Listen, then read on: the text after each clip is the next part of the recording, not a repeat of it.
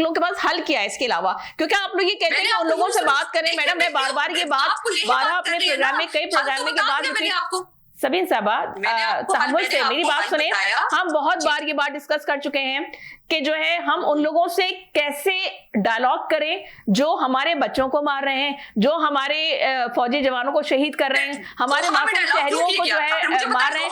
आप उनसे डायलॉग की दोहा में डायलॉग हुए, लेकिन उसका नतीजा क्या निकला? उन्होंने कोई रिटर्न में लिख के नहीं दिया डायलॉग, लेकिन डायलॉग करना पड़ा था। अमेरिका को भी डायलॉग करना पड़ा था, हर एक को आखिर में डायलॉग। और डायलॉग की जो 2021 में भी 22 में भी बात हुई थी ना, वो पीटीआई की हुकूमत के जाने के बाद भी हुई थी। ऐसा नहीं था कि पीटीआई की हुकूमत ने सिर्फ किया था, वो सब इदारों का मिलके कंसेंसस के साथ जो था कि उनके साथ डायलॉग करने चाहिए। और जब पीटीआई की हुकूमत चली गई थी तब उसके बाद भी सारी डिस्कशन चली थी, आपको याद होगा ये बात, ठीक है? तो डायलॉग का सिर्फ जो है ना पीटीआई का नहीं है।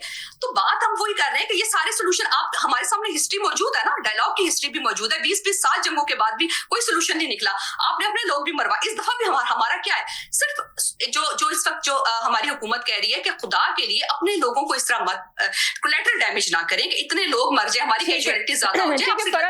ठीक है, वो ये कह रहे हैं पीटीआई का ये मतलब है कि कोलैटरल डैमेज नहीं होना चाहिए। ठीक है, बात अपने मुल्क में फसाद पैदा होता है, ये तो हमारी अपनी हिस्ट्री है। सिर्फ सोच समझ के और मिलिट्री ऑपरेशन के साथ साथ पॉलिटिकल इकोनॉमिक सब देखिए, सियासी लोग मिलके जो है सोल्यूशन निकाल सकते हैं। ये सिर्फ एक जो है ना, ये सिर्फ एक चीज एक का सोल्यूशन नहीं है कि हम उन पे जंग कर दें और बात खत्म करें। जंग तो कभी भी किसी चीज का सोल्यूशन नहीं रही, और अफगानिस्तान के मामले में तो हमने खुद देखा है।